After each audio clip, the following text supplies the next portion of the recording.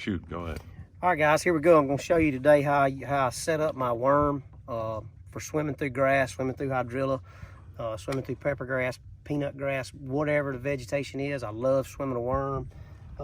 I've got some little tricks that I do with mine that helps me.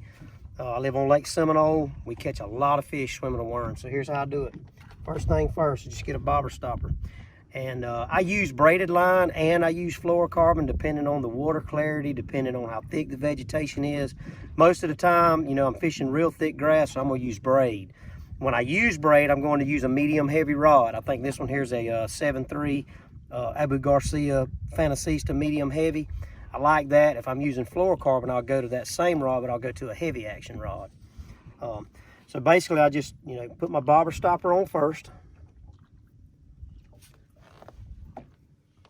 And then my go-to weight size is a 5/16. And if it's powder coated, if I can't get my hands on a chrome, and I'll scrape the powder coat off. I want that shiny look. All right, and then I'm going with a 4/0 Berkeley EWG. It's a Fusion 19 4/0. You don't have to put a bobber stopper on it, or peg it for that matter. But the reason why I do it is because this worm's got a lot of action. This is a Berkeley wind-up and June bug power bait. It's kind of a hybrid worm. I mean, it's got your, you know, traditional body of a regular worm, but it don't have a curly tail. It don't have a speed worm tail. It's got more of a swim bait tail, and it's got a little slender part on the back. So this worm's got a lot of action. You can actually feel a little bit of a thump with it.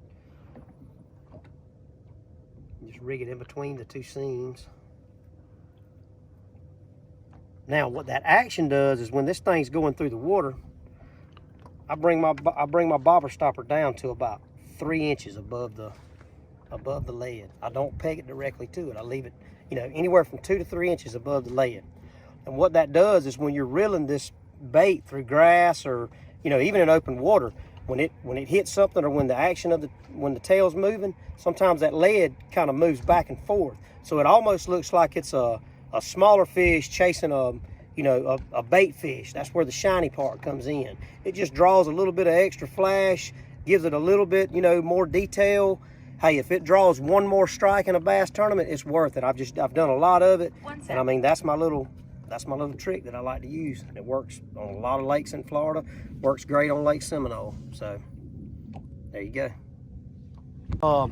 You know, I like a 7.3. That's my personal rod that I like. I don't like a 7 just because I need to take up a lot of line sometimes when they get it, and they may run down in the grass. So at least go with a 7.3. A 7.6 works real good too, but I'm just kind of a short guy, so 7.3 works perfect for me. Just remember, you know, medium heavy if you're using braid, and you can use a heavy if you're using fluorocarbon. But pretty much any time I'm swimming a worm, I've done switched to braid because I haven't seen that it matters. I mean, I catch just as many fish on the braid as I do the fluorocarbon. Which braid? I use a Berkeley 50-pound X9 braid. No leader, just tie straight to the hook. Okay. What do you like about that braid? It's just smooth. It casts a long way. I haven't broken it. It's strong. It's got a good color to it. The color lasts on it. It don't wear out like some of the braids I've used before. I really like it. It's a good braid. All right, so basically when I'm out here fishing these, any kind of grass or any kind of vegetation, I try to keep my boat a good distance away from it just for spooking fish. Right here we have a grass line. It's probably about 60 foot from the boat. I can see it on my 360. And what I do is I just, you know, if it's a grass line, I'm going to get, you know, 60 foot or so from it, and I'm going to kind of cast at a 45-degree angle, make as long a cast as I can, and I want my worm to go up in the grass maybe 3 or 4 feet. And then what I do then is just kind of shake it. I'm going to hold my rod about 11 o'clock, and once it breaks free from that edge, then I'll lower my rod to about 9 or 10 o'clock, and then I'll just reel it slow, real slow and steady. And when I feel it hit a piece of grass, I'll just shake it and then go back to reeling it real slow. And I try to hold my rod up, you know, just a little bit. That way when I feel a strike, especially if I'm using braid, that gives you enough opportunity to drop the rod and then set the hook and catch the fish. Because if you're holding it straight, a lot of times what you'll do is when you feel that bite, if you're holding it straight, you'll just pull back, and a lot of times you'll miss those fish. That's why I like to, you know, hold my rod up a little bit. I do a buzz bait the same way in a swim jig. So long cast, use your reel to do all the work. You may have to give the rod a little bit of a shake if it gets snagged up in the grass. But what I'm doing, if I'm not feeling vegetation, if I'm on a grass flat and I'm not feeling vegetation, I slow the reel down. If I'm feeling a lot of it, I speed the reel handle up. And I'm just reeling it, you know, reeling it through the grass. You want to try to keep that worm either just in the grass or just on top of it. Feel it hit that, when you feel it hit that grass, if you pop it a little bit, that chrome ledge just kind of moving back and forth and just drawing some attention. You know, out here, for example, we're fishing on Toho and there's little bitty tiny shad that the bass are feeding on. We've seen them spit them up, and you know, that little lead in the water, I mean, you can see it right now with that bobber stopper 3 or 4 inches above it. That ledge just bouncing back and forth. And it just kind of draws a little bit extra, you know, look at that, extra flash. Almost looks like maybe a small needlefish trying to eat a little bitty small shad. And these big old bass love to eat needlefish. So anytime after the spawn, when you're in a post-spawn situation, when the grass, you know, the hydrilla lines are getting thick, that's when I like to do it.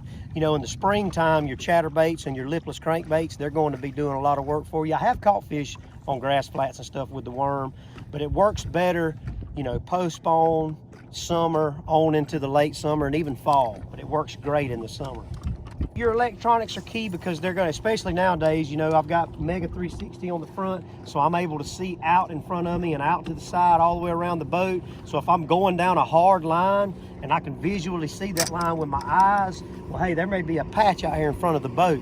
Mega 360 is going to show me that patch. And man, I've caught, I remember the very first bass I caught on day 2 of the Toyota series on Harris chain.